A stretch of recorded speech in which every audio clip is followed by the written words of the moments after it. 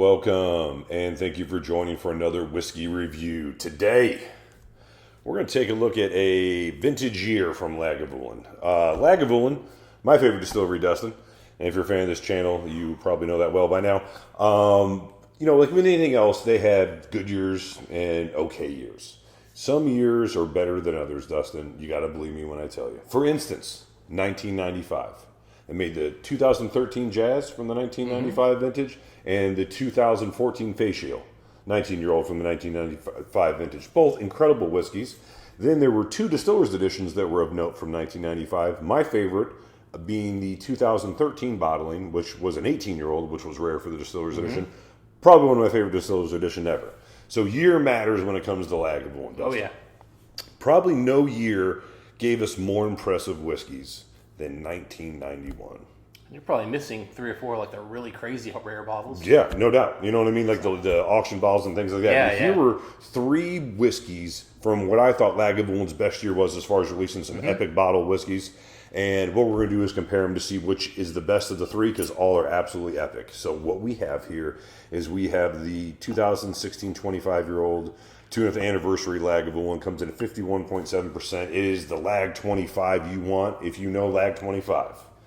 Dustin, that second one we have here is the 2015 Feis Ile, a 24-year-old, comes in a whopping 59.9. That's insane.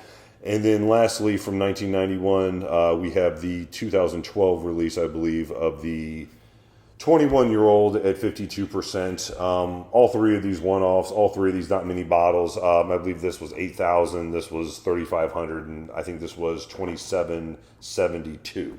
So all very, very limited affairs from what I thought was a stellar year from 1991. This was a global release, and these were distillery only, correct? I believe so, but I'm not quite sure about the old 21.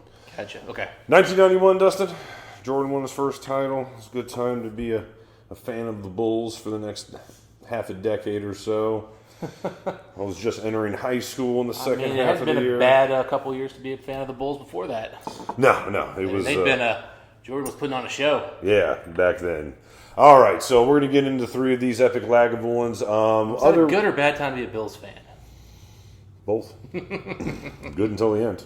But there's also a nice, I think, 27-year-old auction bottle from Lagavulin from 1991 that I haven't been able to try. But if I can ever get my hands on that one, I certainly would. All right, so we're going to go left to right from your perspective. Glasses here represent the exact same way you see them here. So we got the 25 first, 24, and the 21. All these have sherry cask maturation to some degree. Once we get into the individual ones, we'll probably tell you a little bit more. Dustin, the 25. This bad boy we picked up in Chicago. We got right to opening. Or was this the one that I got in Cincinnati? This is one I got in Cincinnati. After we got the one in Chicago, we got right to open this one, a bottle that we have liked from the first time. Yeah, Mike took a while before he was willing to open one of these 25s. Took me getting two more. Yeah, so I did my very best here in my head to just kind of like forget what these 3 whiskeys are like. And the problem is, I think these 2, I'm able to forget enough to not remember the nuance. You smell this 25 and you instantly remember exactly what it is, which is the most sherried Lagavulin I've ever had. But a very dessert Lagavulin in the sense that it does bring in a lot of sweetness, but you're right, it's a good wallop of smoke. It's so smoky. One of the smokiest Lagavulins ever. Oh, it's smoky, but I mean, I'm telling you, that upfront sherry sweetness and just like, it's sort of medicinal, but I can't tell where the sherry starts and where the smoke begins. Oh, I know. The whole thing's beautifully integrated, and it's just so big. Peat smoke, wood smoke, just an absolute masterpiece of a whiskey. I mean, great, rich tobacco. I mean, this thing is just... Oh, man, I almost missed the tobacco. And I mean, as soon as you said that, I was like, geez, I'm smelling a pipe here, too. And mint. It's just, man, it's everything you want in Lagavulin. Like, if you are a fan of the normal 16, you just, like, want to take that experience, it's as epic as you can make it, you'll recognize this is Lagavulin with a heavy emphasis on smoke, sherry, and, of course, that incredible mint tobacco note. Yeah, and you really need to take your time nosing this because initially it just comes in this, like, one uniform kind of puff. That kind of, at least for me, Mike, has some off-putting note to it. But then when you start dissecting the mint, the tobacco, the sherry, the Lagavulin malt, and you start peeling them back, every element is beautiful. So you really just got to take your time, really give this nose I mean, really, Mike, to do this review properly, we should probably spend 45 minutes nosing each one of these. I mean, it's that epic. Yeah, we're pretty versed with a lot of these whiskeys. My second bottle of this, and of course, you and I have had these multiple times, so we're doing our best here. That is one of my favorite nosing whiskeys of all time, Mike. Agreed. I love the intense sherry. I love that medicinal thing that's coming from the sherry casks and then is being compounded by the Lagavulin malt. This thing, from the second we opened it, dude, was so good on the nose, and it's done nothing to get even smokier and even more of that mint and tobacco and refinement. I always bring up that Dynatap thing, but this is like cherries and Dynatap. Like, it's so much more candied than like that note, but it's still got that kind of like great medicinal old school sherry. Just, man, epic. It's an absolute 94, 95 on the nose. I mean, just a bomb of a whiskey. Honestly, man, if you can show me a 98, I really want to know what 98 smells like, because I don't know how you get that much better. Agreed. It's just so good. All right, let's go to one of my favorite all-time whiskeys, and probably one of the highest whiskey scores I've ever given, the 24-year-old Lagavulin Feis Ile 2015 59.9 triple cask matured, Dustin. Not only bourbon, not only, I believe, first filler or very, very lightly used PX casks. Mm-hmm. And then along what they refer to as a long maturation and old sherry punch. And we have full reviews on all these guys, so if you want all the details, go check those out. Much better than us trying to cram it all in here. Yeah, Dustin doesn't like when I gloat so much on this whiskey, but it's one of my favorites. Oh, no, I don't mind you gloating on this whiskey. I just know that we're going to get to like 45 minutes if we do that. So this particular one, Dustin, absolutely does not come off or just as punchy as the 25, even though it's almost 60% ABV compared to just under 52. But the wood influence isn't as drastic, but that doesn't mean it doesn't have a lot of good wood influence on it. I had to nose the back of my arm just to kind of like refresh my nose, because initially this smelled almost like I was like, could have been a bourbon. It was so distinctly different. Light, comparatively. I mean, it does have a lot of heavy vanilla notes that the other one didn't have. Yeah, it takes a second to warm up to this one, only because it is such a lighter nose. But once you do, the sherry nose on this isn't as drastic or as in your face. But it's every bit as refined. In fact, maybe more so. More so. It's a beautiful sherry. It's flawless sherry, old school cask. There's really nice oak tones. Now, wasn't this like a recast, double cask kind of a thing? It was three different maturation processes. It was an initial bourbon for, 16 years, let's say. And then it was in, I believe, first fill PX for a very short time, whatever short time means to Lagavulin. 6 months, 12 months, I don't know. 6 hours, who knows? And then it says a long third maturation in an old sherry puncheon. And that long third maturation is a lot of times what I get with some of these. I mean, it has like that striking PX note initially, but then it kind of fades nicely into that old school, old world sherry puncheon. I'll tell you one thing, Mike. I can't, like, when I nose this, I don't get the offensive alcohol bite. But when I really get my nose into it, I start getting tingling in my nose like I'm going to sneeze. 59.9. That tells me instantly, ooh, this is high. Yeah, this is heavy ABV. Amazing it can hold just a tick under 60% after 24 years. It's got to be maybe the double maturation or something. I don't know. I don't know what they did. I tell you what, man. The candied vanilla that goes along with a lighter tobacco note, but the tobacco note's still there, the sherry note's still there. All of the things that you get from the heavily sherried whiskeys are still there, but the side characters come up and play so much more with this one. It's more like a wood smoke barbecue peat. It's only this third characteristic come out quite a bit much more. Cleaner, much less medicinal. No, I mean what it is, it's not an overdone cask maturation. It lets you kind of experience everything. Yeah, I mean there's just enough sherry here where it is a distinctly sherried whiskey, but not as sherried as a 25. Well, nothing is. I mean, that thing is a freaking sherry bomb. All right, let's go to the 21. Oh, my God. That's just beautiful. All right. It's a dense sherry, but it's a different sherry than the 25. But it's every bit as rich. Instantly, it's meatier. Every bit as rich. I don't know if this is rich. I mean, it's nowhere close to the same level of sherry. No, it's not as smoky, but I think the sherry's on par. Oh, no way.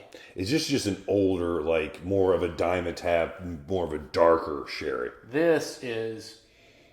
No, I mean, dude, this just knocks you out of your floor on the sherry. This has nice sherry notes, and it's meatier. Don't get me wrong, the sherry is much stronger here than the middle one, but it's nowhere close. And I think it's because of that PX first fill they used. It's just adding so much candied oomph. I think it's got a lot of sherry punch, man. Oh, yeah, again, it does. It's just, this is a sherry bomb. This is nicely sherried. See, to me, the sherry notes are similar on these two, but what complements it's completely different.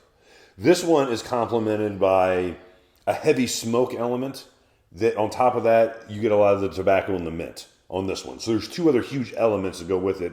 And I think the smoke element in particular amps up what you think is sherry on this one. I might be wrong. Yeah, I mean, to me, this is just a bigger, bolder nose. This is much lighter. It's bolder for sure. But I think of these three, it's just 1, 2, 3 as far as boldness. I think this one's somewhere in the middle of these two. But this is what I will say about this 21. The sherry, I said before, is different. I think the sherry is just as substantial, but instead of getting what I was talking about in the 25, you're getting almost like a potpourri note with this 21. This has some bourbon cask in it, right? Or is it all sherry? It's all sherry. Okay, so just refill and first fill, and this is mostly first fill? Mostly first fill here, but I believe this is all sherry. I believe this is also, again, all sherry, like first, second fill. I think there's only 4 casks, okay, if I'm not mistaken. Where this one has, again, 3 different wood types of maturation. Definitely has bourbon in it. This has got a heavy refill. No, I mean, it could just be one cask that was heavily refilled, but Maybe. It's got a good, because it's giving me that oak note. Whereas this one, the oak's hidden. This younger whiskey's got much more of an oak note, and which is kind of giving it some of these like sour notes. It's giving it some kind of a lemon note that's kind of coming through a little stronger. A little more lemon pledge to it. Yeah. Mm-hmm. I agree. It comes off more an artificial sweetness on this 21 compared to these other two. I don't know, man. This is artificially sweet too in my mind. It's just different. They're different breeds of sweet. I agree. Yeah, you can tell this had softer, now, more malleable sherry cask in it. This where one this one was a little shockingly more to me comes off a little closed off, Mike. As these other two don't. This one comes off just slightly closed off. Like it's gonna really like the water. It's kind of what I'm getting at. All right, so Dustin, we're nosing all 3 of them. Where are you at as far as 1, 2, 3 as far as the nose? In order, 1, 2, 3. Just again for me on the nose, this is the biggest, boldest, which I think wins it. Mm-hmm. And this one's just got more complexity and nuance than this 21. Where 21's great. None of these are bad. I'm excited to see what happens with the 21. We had water. Yep. I think it's got a chance to roar and just kind of climb up there because I think it's a little. I think there's a benefit from water on that one. Yeah, so you mentioned it was closed up for. I'm right there with you. I think this is the best nose. This would be second. This would be third. I mean, if I had to rank the noses, I'd say 95, 92 or 3, 91 on the nose. I mean, they're still all very excellent noses, but I agree. They go in age, so 25, 24, 21. Oh, yeah, you think about the age. Yeah, that's probably where I'm at as far as the nose. I'm right there with you, my friend. All right, so let's get to the palate on these. I'll let you taste it first, Mike. I can see you salivating. When I was nosing the 24, I was like, man, we really need to get to this tasting. We got to talk about the nose, rank them. I got to get to this taste. Oh, man. Every time I smell this 25, man, I'm just like, oh, my God. I'm even getting raspberries now, man. Oh, God. All right, Mike. I know you want to spend 45 minutes just tasting it. Got to tell the people. It's such a perfect whiskey in every way. I mean, you get a lot of the same things you get on the palate. Smoke, mint, wood. But as soon as you swallow, sootiness. Like old school Lagavulin sootiness. And all the good Lagavulins are sooty to some degree. Completely mouth coating. Charcoal almost on the tongue right now. So much smoke, so much linger. Mint, that mint sweetness, just kind of cleaning it up with vanilla as a separate note. Now it's changing again. The smoke's coming down. Vanilla's coming up. It's just waves. Man, that's... I don't know why, and sometimes in my mind, I'm like, the 25. Really good whiskey. It's in my top 5 Lagavulins. I mean, man, now at the end, grilled peach, because that Lagavulin peach is there. Just close to as perfect, it's peach cobbler, right, of an Isle whiskey as you can possibly make, man. That 25 has never been anything but spectacular for us, Dustin. Well, and I think you nailed what makes this whiskey so amazing. Is we talk about transitions. Mm-hmm. This is waves. You nailed it. It's coming at you. This flavor hits. The finish is kind of like, again, it's going from like oak, mint, vanilla. oak, mint, vanilla, mint, and you're like, oak, and you're like, oh, what is this? So, I mean, and you know, people are jumping in front of each other, but at least they're playing nice. You know what I'm saying? Yeah. Like no one's rustling around. Like, and again, it's just still dancing.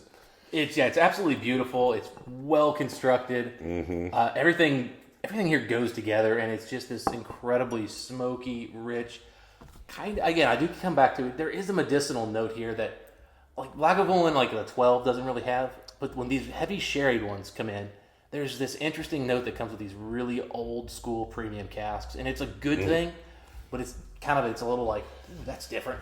Yeah, I tell you what, man, that is almost as perfect of a taste. You know, I don't know what I gave this a whiskey score, a 93 or a 94 if I'm not mistaken. I mean, it's still just every bit of that, if not more. I mean, it really is one of these rare whiskeys that you really can't pick out anything you don't like about it or anything you'd rather have in there. It's darn near a perfect Iowa whiskey. I mean, you understand why that bottle, was selling for close to $2,000. I mean, it really makes sense when you try it. You're like, man.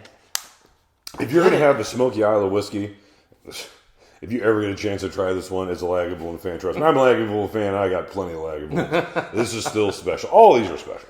Yeah, but I mean, it's uniquely different. Also, I have to notice it's also the only clear bottle. That's kind of interesting. It's rare they put something in a clear bottle. Yeah, so I guess because they wanted to showcase that ridiculous sherry color, because that thing is a sherry bomb. Mm-hmm.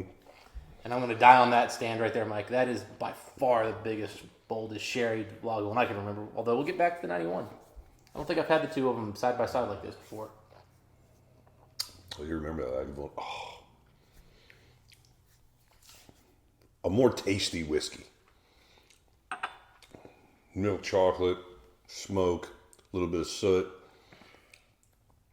Man, it jumps. A biscuity note. You said peach cobbler earlier. Like, now I really get something like that. Maybe not peach right now, but like some type of cobbler on it. Vanilla oak. Just that well-integrated wood with spirit. Nothing's really overpowering anything else. What a balanced, beautiful whiskey. It is not dance on the aftertaste the way the 25 does, but that doesn't mean it isn't a complex, beautiful, I'll say it again, almost perfect whiskey. Yeah. So this is a much better constructed whiskey. Agreed. It doesn't have the finish is not as good. It's not as long. Which actually surprises me a little bit here, but it's the truth. But man, it has this it's a different finish. It has this transition from the sherry sweetness into like this. I think I've referred this to as like Mexican ice cream. Yeah. I said that's not peach cobbler, biscuit, something like that. Again, I knew exactly what you're talking about, but to me, it's kind of like that kind of charred note there. Oh, man, the fried ice cream thing going on. Man. Really good, and again, just a balance that I don't know how you nail it. And there's also this big, giant, smoky mid palate moment where it peaks higher and smokier than this one does, but this one lingers and stays smokier and starts smokier. But this one has this crescendo where it's just dun dun. Yeah, it's the whole experience. Yeah, it jumps around quite a bit. Where this stays, between a 7 and a 9 at all times. This one, a 4 to a 10. It went from a 4 to an 11. The guys at Spinal Tap. Yeah, really, it's different. Yeah, you're right. The finish is so epic in this 25. It's hard to match that. Mm-hmm. This is a lighter finish, and there are different flavors. Mm-hmm. Pick your poison. Both. Yeah, there's more range to what you're getting here, but it happens faster. Agreed. Yeah. If you had more time to if you had more time to sit down and pick it apart, this would probably be more interesting as you work your way down a bottle. Where this is just going to be more impressive. This is, the whiskey you pour when you're reading a book, and you're going to spend 4 hours with one little glass of whiskey, maybe a big glass. Yeah, and you can pick out 25. Yeah, things. You have time just to really kind of give the whiskey and the book, their due. Mm-hmm. Read 6 pages after tasting it to really let the finish kind of drag out. All right, Mike. The youngin' here, the baby.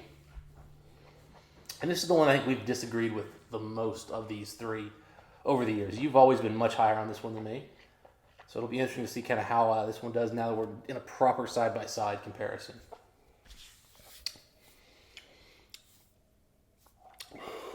Man, it's a big purple sherry punch. It's a sweet, juicy sherry compared to a smoky sherry here. This is a juicier whiskey. Very much Dimetapp. Very much a traditional, what I would think of, smoky PX first fill type sherry. Mm-hmm. But not anything you get today. That's an old school taste. Yeah. That I don't get a lot anymore. I still get it, not a lot. Mm-hmm. It's not extinct, but it's still there. Shortest finish of the three. Finish is best here, second, third. And I would say, as far as depth of the whiskey, as far as it being as interesting, it's probably the least of the three, too. But that doesn't mean it's still a 91. You know what I'm saying? Yeah. I mean, it's still that nice sherry, that juicy plum and potpourri, along with that smoke, a little bit of tobacco, and nice mint. That has got to be the mintiest freaking whiskey I can ever remember having, Mike. Right now, side by side with these other things, I'm getting that fruity, grapey cherry note, and then I'm getting mint. And I'm having trouble getting anything else. There's so freaking much mint here, and it's changing. It's 3 different flavors of mint. Man, is it intense. Yeah, I would say of the 3, I think this is the best constructed whiskey. I think these are overly sherried. Not that it takes away anything as far as my enjoyment, but just as far as the whiskey experience that I have going on here. I'll say this. I am fairly ready to give my opinion. I'm going to put a few things with water, and I'm going to go 3, 2, 1, Dustin. Okay. And if anything changes when I'm in water, I'll know it because I'm going to go in reverse order. All right. Coming in third of the 1991 big, great year Lagavulins. Wouldn't have thought this 2 or 3 years ago because it was the last bottle I got. And it was one I searched for longer and harder than the other 2. Mm-hmm. But I'm going to go in third place with this 21. This 21 to me, as far as the nose and the taste, was third place in both scenarios. I like the water with it. The water does bring up a little bit more smoke, a little bit more tobacco, and a little bit more of that mint. I would say if I had to rate this whiskey, it was a whiskey score today, I'd say 91 out of 100. Number 2 for me, and I thought it would be my first pick, is going to be the 24-year-old. This traditionally is, I gave this a 94. I don't think it's not a 94, but traditionally this has in the past been my favorite Lagavulin. And if, Dustin, I am drinking it and having a couple drams of just this one, I'll fall in love with it and probably think, comparison-wise, maybe not, because other whiskeys are bigger and bolder. But this is probably the best constructed whiskey, and I could definitely think that. So I'm going to say this is second place, but I'm still going to call it a 94 out of 100. Mm-hmm. I'm going to say the 25 is my favorite. It's not a stretch. I thought it would be my second favorite. It's the lowest ABV, but it's the oldest whiskey. And one thing I'll say about this 25, I think I gave it a 93. I'm pretty sure I did when I reviewed it. This is every bit a 94. This is almost a perfect Isle of whiskey. If I only had one glass left before, I don't know, asteroid was going to destroy the Earth, something like that, it'd probably be like a 125. Yeah, it probably would be. So you're at death row. Mm-hmm. Death row. Let's not even go into what you did to get there. I'm sure she deserved it. I'm doing. And they're like, all right, you're like, I want a fillet, or I want a porterhouse, or whatever you want. You get your nice steak. And then you're going lag 25 to go with it? Lag 25. Nice. Dustin, am I wrong? Start at the end. Work your way through it. All right, I'm kind of shocked here, Mike. All right. I did not expect to go this way. Number 3, which I think is the best whiskey here. But I'm putting third because I enjoy it the least. The middle? It's the middle. I don't know what it is, but this with water skyrocketed up.